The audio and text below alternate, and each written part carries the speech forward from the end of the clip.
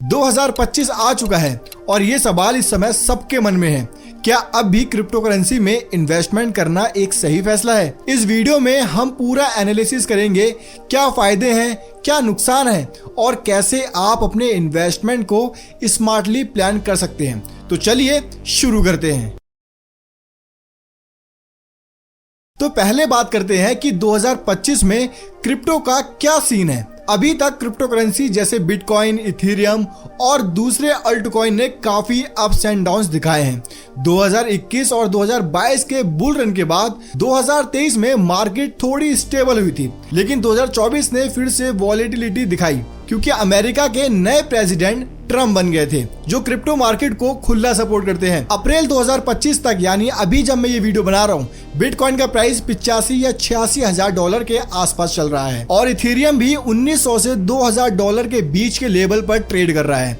ये नंबर हर दिन बदल सकते हैं। हालांकि जब आप ये वीडियो देख रहे होंगे तो हो सकता है उसका प्राइस नीचे हो या फिर इससे ऊपर हो, क्योंकि क्रिप्टो मार्केट 24 घंटे चलता है और ग्लोबल फैक्टर्स जैसे रेगुलेशंस, इन्फ्लेशन और टेक्नोलॉजी अडॉप्शन इसे इफेक्ट करते हैं। दुनिया भर में गवर्नमेंट्स अब क्रिप्टो को सीरियसली ले रहे हैं। इंडिया में भी आरबीआई और गवर्नमेंट ने क्रिप्टो पे रेगुलेशन बनाने की तरफ कदम बढ़ाए हैं और इंडिया में तो टैक्स लॉ भी अब क्लियर हो चुका है। 30% टैक्स ऑन क्रिप्टो प्रॉफिट पर लगता है, यानी कि जितना भी आपका प्रॉफिट होगा उसके ऊपर आपको 30% का टैक्स गवर्नमेंट को देना होगा। यानी कि अगर आपका 1 लाख का प्रॉफिट हुआ तो वहां पर 30,000 आपको सरकार को देने होंगे। अगर 10,000 का प्रॉफिट हुआ तो वहां पर आपको 3,000 रुपए सरकार को देने होंगे। इतना ही नहीं, आपको 1% टीडीएस और देना होगा जो भी आपका ट्रांजैक्शन होगा। हालांकि इसको आप आईटीआर फिल करते समय क्लेम भी कर सकते हैं और ये सब दिखाता है कि क्रिप्टो अब इलीगल नहीं है लेकिन रेगुलेटेड है। तो लीगली इन्वेस्ट करना सेफ है, लेकिन सावधानी भी बरतना जरूरी है,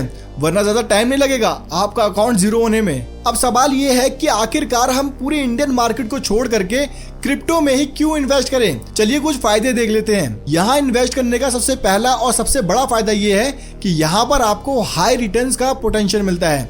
क्रिप्टो ने पास्ट में 100x या उससे ज्यादा रिटर्न दिए हैं।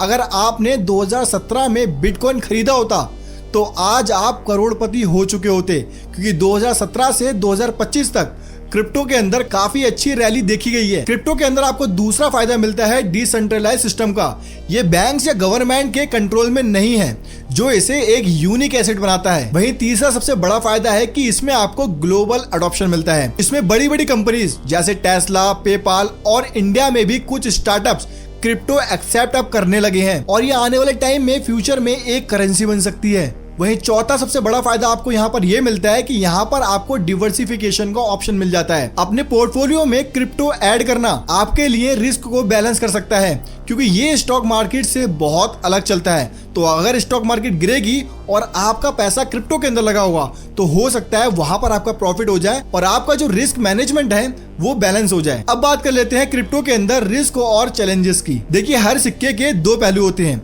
क्रिप्टो में रिस्क भी काफी होता है। यहाँ पर वॉलिटिलिटी काफी ज्यादा हाई होती है। एक दिन में क्रिप्टो 10-10, 20-20% का फ्लक्चुएशन दिखा देता है। अगर आपका दिल कमजोर है तो ये आपके लिए बिल्कुल नहीं है, क्योंकि 10-10, 20-20% का अप्स एंड डाउन्स देखना एक दिन के अंदर कोई मजाक की बात नहीं है। क्रिप्टो के अंदर आपको रेगुलेटरी अनसर्टेनिटी देखने को मिलती है। कल को अगर इंडिया या कोई बड़ा देश क्रिप्टो बैन करता है तो प्राइस क्रैश कर सकता है। तो यहाँ पर ये एक बहुत बड़ी अनसर्टेनिटी है। स्कैम और फ्रॉड, फेक कॉइन्स और हैकिंग जैसे खतरे क्रिप्टो के अंदर हमेशा बने रहते हैं। स्टॉक या गोल्ड के मुकाबले क्रिप्टो का कोई फिजिकल बैंकिंग नहीं है। ये पूरा डिमांड और सप्लाई पे डिपेंड करता है। अब बात कर लेते हैं, क्या क्रिप्टो के अंदर 2025 में इन्वेस्ट करना सही है या नहीं। मेरा जवाब है ये आपके रिस्क एपेटाइट और रिसर्च पे डिपेंड करता है।